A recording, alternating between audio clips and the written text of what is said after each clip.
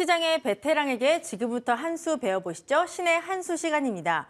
오늘은 KB증권 프라임센터 투자 콘텐츠팀 민재기 팀장님과 함께합니다. 안녕하십니까? 안녕하세요. 네.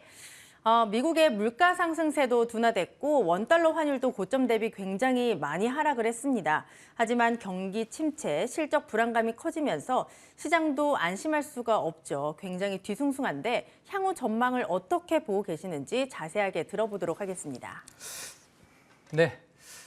지난주 이제 물가 지표가 발표가 되고 난 다음 우리 시장에 큰 변동이 있고요. 우리뿐만 아니라 글로벌 시장에서 아주 큰 변화가 지금 나타나고 있다라고 보시면 될 것 같습니다.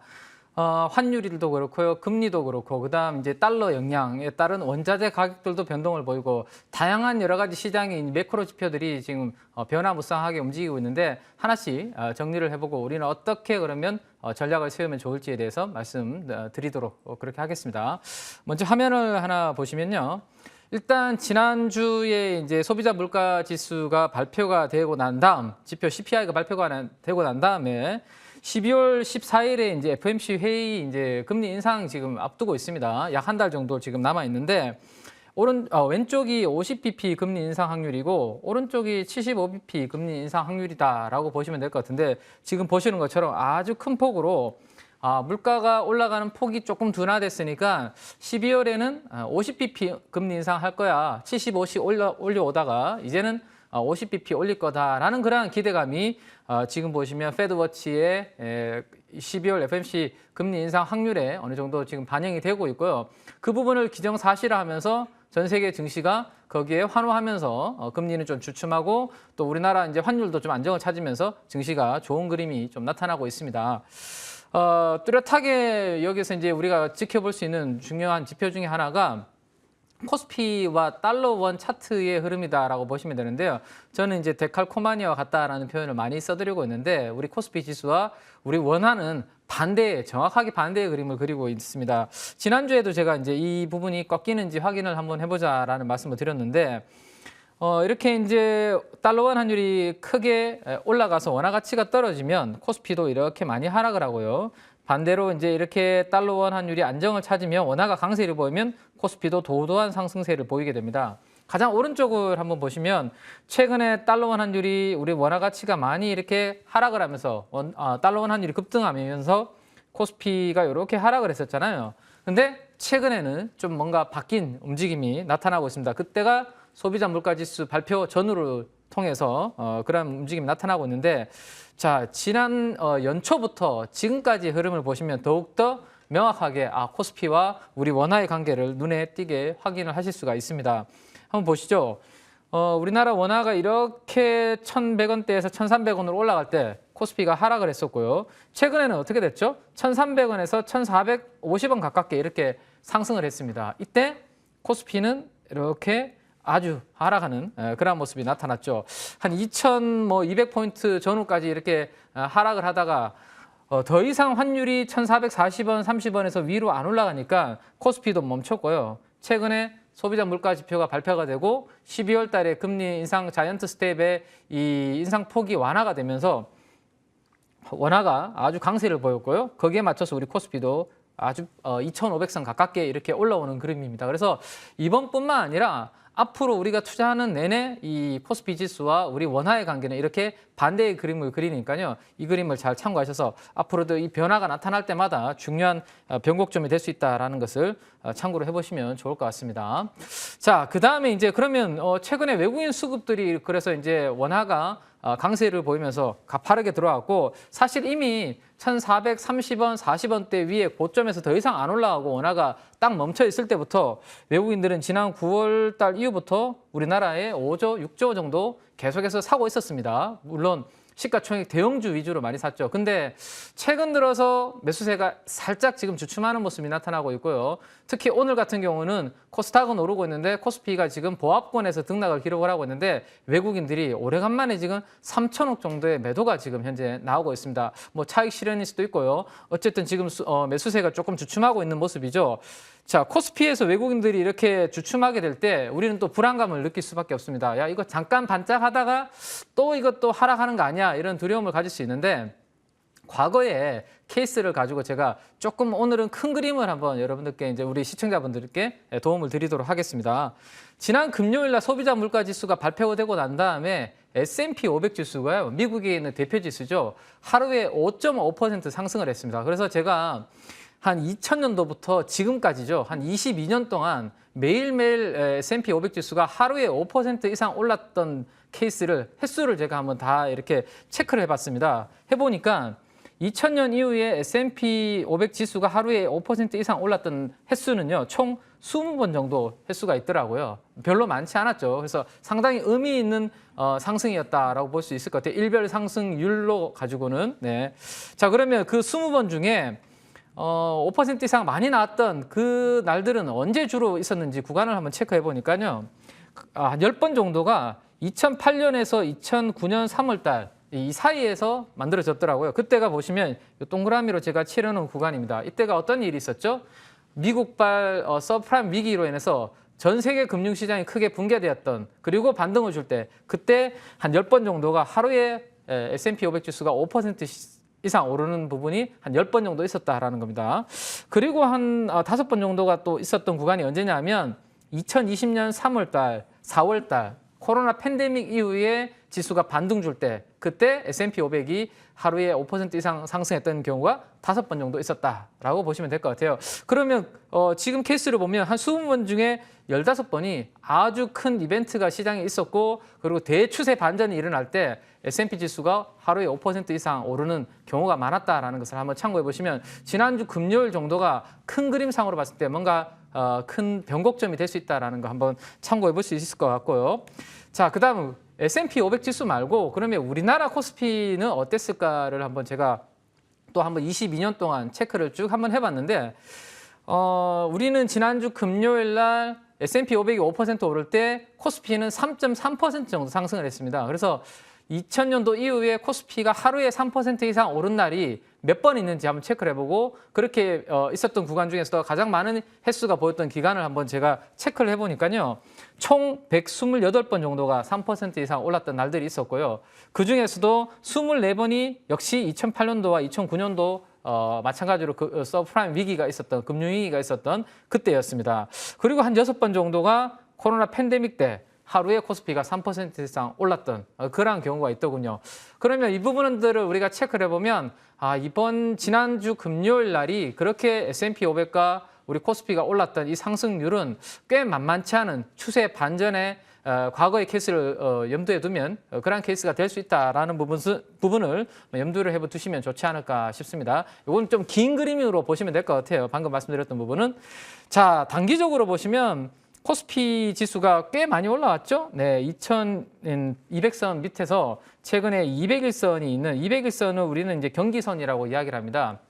좀 이게 이제 어떤 업종이거나 종목이면 이 회사가 속한 산업이 좋아지는지 아니면 종목의 업황이 좋아지는지 방향성을 볼 수 있는데 지금 코스피 200 지수의 200일 이동평균선은 우하향하는 그림을 그리고 있죠. 언제부터? 작년도 하반기에 이탈해서 우하향 그림을 그리고 있습니다. 그래서 여기가 반등을 주면 보통 저항이 되는 경우가 많거든요. 그래서 코스피 지수는 2200에서 한 2500까지 어느 정도 지금 단기적으로는 좀 올라온 폭이기 때문에 잠깐 좀 쉬어갈 수 있는 그런 부분이 있다. 다만 길게 봤을 때는 앞에 케이스에서 말씀드렸던 부분들 한번 참고해 보시면 좋을 것 같고요. 단 이렇게 지수가 당분간 박스권에 갇힌다면 오늘 코스닥 움직임에서 보셨듯이 개별 종목들 흐름 또 이러한 테마주들의 흐름이 좀 활발하게 진행될 수 있다는 부분은 염두에 두시면 좋지 않을까라는 생각입니다. 네, 우리 팀장님이 시장에 대한 굉장히 자세한 분석을 해주셨는데요. 과거의 케이스를 확인해 봤을 때 지난주 금요일이 변곡점이었다라고 말씀을 해주셨고 이제 박스권에서 움직이게 된다면 개별 종목군들로 들여다보자 잘 말씀을 해주셨습니다. 그렇다면 우리는 앞으로 어떤 섹터에 조금 더 주목을 해봐야 될지 향후 유망 섹터 알아보도록 하겠습니다. 네. 이제 실적 발표가 오늘로써 대부분 마무리가 되면 시선은 이제 올해가 아니라 이제 남아 있는 게 연말까지 얼마 안 남았죠. 그래서 내년도로 다들 시선을 이제 돌리게 될 겁니다. 이미 사실 10월 달부터 내년도를 바라보는 투자자분들이 참 많으셨죠. 근데 지금부터 이제 내년에 성장할 쪽이 어딘지, 숫자가 나올 쪽이 어딘지 많은 분들이 이제 찾게 되고, 워낙 이제 경기가 지금 금리가 올라오면서 경기가 전반적으로 조금 내년도에는 안 좋아질 수 있다, 실적이 하락할 수 있다라는 이야기를 하니까 성장이 나오는 것이 좀 적을 수 있고 희소성이 있을 수 있습니다. 그래서 내년도에 산업별로 성장이 나올 쪽이 앞으로 좀 주목할 부분이다라는 생각이 드는데, 자, 그 중에서도 일단 지금 최근에 가장 기대를 가지고 있는 쪽은 포스트 스마트폰을 대체할 그러한 부분에 대해서 시장에서는 좀 관심을 가지고 있는 것 같습니다. 그 설명을 좀 드리도록 할게요. 자, 이제 스마트폰 시대는 가고 새로운 이제 IT 디바이스, IT 하드웨어의 내년도는 성장에 시장에서 관심을 두지 않을까라는 생각인데, 첫 포문은 사실은 애플이 항상 이 IT 쪽에서는 먼저 열게 되죠. 시장에서 관심은 애플의 행보를 그래서 계속 추적을 하게 됩니다. 애플이 MR 헤드셋이라는 것을 내년 연초에 출시를 할 것으로 지금 시장에서 뉴스가 계속 좀 나오고 있는데, 이 MR 헤드셋이 뭐냐 하면요, 가상현실과 그다음 증강현실, 확장현실, 이 세 가지를 모두 합친 의미를 우리가 믹스트 됐다고 해서 MR이라고 표현한다라고 보시면 될 것 같습니다. 그래서 오감을 통해 현실 세계를 구현하는 그러한 기능이 가능한 IT 디바이스가 이제 내년도에 출시가 된다라고 보시면 될 것 같은데, 최근에 외신이라든지 들려오는 뭐 뉴스들을 체크를 해보면 이 혼합 현실에 담길 수 있는 헤드셋의 운영 체계 개발이 어느 정도 마무리된 것으로 지금 알려지고 있습니다. 이게 상당히 중요한 부분이죠. 어느 정도 이제 운영 체계가 개발이 끝나야지만 이 제품이 출시가 될 수 있으니까요. 그래서 그 개발이 마무리되었다라는 소식이 또 들려오는 게 있고, 또 하나는 뭐냐면 최근에 실적이 전반적으로 부진하면서 대부분의 미국의 빅테크 기업들이 감원을 하고 있습니다. 근데 애플 내에서 이 AR, VR 사업부 같은 경우는 오히려 지금 인력을 더욱더 충원을 하고 있다라는 거 생각을 좀 하시면 될 것 같고요. 그 다음에 이제 애플은 우리한테 시장에서 모멘텀을 줬던 것 중에 하나가 자율주행차라는 부분에 대해서 상당히 한 번씩 이제 모멘텀을 줬었는데, 자율주행차를 이끌었던 데이비드 스콧이라는 분이 있습니다. 이분이 다시 AR, VR 팀에 합류를 했다. 그래서 이 팀을 더욱더 강화를 하고 있다라는 부분 한번 생각해 보시면 내년 초에 애플에 대한 이 부분 한번 기대를 해봐야 되지 않을까 싶어서 이 관련된 부분에 대해서 오늘 설명을 좀 드리도록 그렇게 하겠습니다. 자, 단기적으로는 세스라는 이제 우리 가전 박람회 있죠. 1월 초에 연초에 항상 있습니다. 그죠? 여기에서 기존에 이미 시장을 한 80% 정도 장악을 하고 있는 메타가 있습니다. 메타는 오큘러스 퀘스트 시리즈를 가지고 이미 이 시장을 한 80% 정도 MS를 차지하고 있죠. 메타, 그다음에 MS, 구글, 아마존 이란 큰 기업들 대부분이 MR 헤드셋을 대거 공개할 것으로 예상이 되고 있습니다. 그러면 내년도 적어도 연초까지는 이 바람이 좀 계속해서 이어질 수 있다라는 생각을 하셔야 될 것 같고요. 이 시장은 앞으로 4년 동안 한 10배 정도 성장할 거다라는 전망도 지금 나오고 있다라고 보시면 되겠습니다. 자, 그러면 대신에 이 시장을 누가 조금 뺏어갈까요? 자, 지금까지는 우리가 2008년도, 9년도부터 아이폰이 출시되고 난 다음 스마트폰이라는 게 아주 고속 성장을 하면서 우리의 많은 생활을 바꿔줬는데, 지금 내년도 스마트폰이 바닥을 찍고 성장을 할까요? 지금 나오는 전망치를 보면 내년도에도 마이너스로요. 마이너스 한 4.4% 정도로 역성장할 것으로 스마트폰 출하량이 이야기가 나오고 있습니다. 그러면 이제 시장에서는 스마트폰도 안 되고, 그러면 그렇다고 해서 가전을 지금 뭐 많이 바꾸는 그러한 시대도 분위기도 아니고, 그죠? 그러다 보니까 아무래도 새로운 디바이스에 대한 관심을 더욱더 가지게 되지 않을까라는 생각입니다. 자, 업체별로 스마트폰 출하량 전망을 한번 보시면 대부분 삼성도 마찬가지고요. 그 강한 애플도 올해보다 내년에 출하량이 줄어들 것으로 지금 전망을 하고 있습니다. 성장이 안 나온다는 이야기죠. 그래서 IT 쪽에 성장이 그나마 나오는 쪽이 지금 이미 폴더블 폰의 스마트폰과 유사한 시장 정도로 지금 성장을 하고 있는 XR 시장 규모가 아마도 커질 것으로 생각을 하고 있고, 이미 그만큼 지금 올라오고 있다. 그러면 성장률 측면에서 봤을 때 내년도에 이 XR 시장에 대해서 시장은 주목을 하지 않겠나라는 부분 생각을 해보셔야 될 것 같습니다. 자, 그래서 IT 쪽에서는 우리가 반도체도 있고 뭐 다양한 IT 디바이스들도 있는데요. 그 중에서도 성장률 측면에서 내년도 숫자가 나올 쪽은 XR인 것 같고요. 과거에 PC에서 스마트폰 쪽에서 이제는 XR로 글로벌 IT 업체들의 시선이 이동하니까 우리 투자자들도 거기에 맞춰서 같이 이동을 하고 그 관련주들이 어떻게 있는지 미리 공부를 좀 해둬야 되지 않겠나라는 게 제 생각입니다. 자, 그래서 XR 기기 관련해서 서플라이 체인을 한번 정리를 해서 가지고 와봤는데요. 지금 보시면 여러 종목들이 있습니다. 뭐 이 헤드셋에 들어가는 FPCB를 만드는 기업부터 해서 최근에 이 XR 기기는 디스플레이가 일반 LED나 OLED가 아니라 반도체 웨이퍼를 기판으로 한 OLED, 그거를 우리가 올레도스라고 보통 이야기를 많이 합니다. 그래서 이 올레도스의 장비를 만드는 선익 시스템이라든지 이러한 기업들도 관심이 많이 증가를 하고 있는 상황이죠. 그래서 관련 종목들은 이런 것들이 있다라는 것을 한번 정리를 해두시고요. 이 중에서 이제 중소형주 그리고 대형주 정도 한번 몇 가지 추려보도록 그렇게 하겠습니다.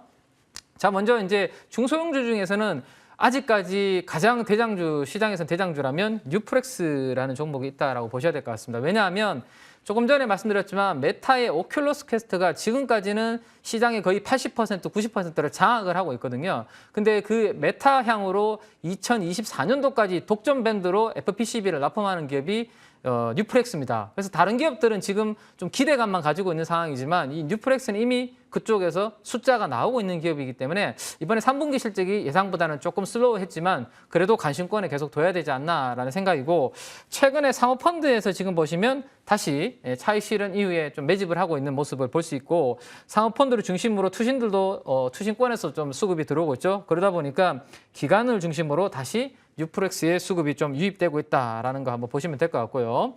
자, 그다음에 이제 좀 이러한 중소형주는 변동성이 좀 클 수 있습니다. 시장 흐름에 따라서도 그렇고요. 그래서 좀 큰 종목을 만약에 좀 찾는 분이 계시다면 아무래도 애플향으로, 즉 아이폰이라든지 애플향으로 가장 많은 비중을 하고 있는 큰 기업이 우리 LG이노텍이라는 회사가 있죠. 그래서 LG이노텍은 이 XR 관련해서 그 영향은 아주 크지 않을 겁니다. 왜냐하면 다른 사업부들이 워낙 크기 때문에 영향은 크지 않겠지만 그래도 관련주로서 시장에서는 영향을 좀 받지 않을까 싶고요.